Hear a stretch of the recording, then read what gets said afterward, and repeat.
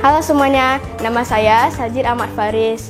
Saya siswa baru di Fatih Bilingual School kelas 7B.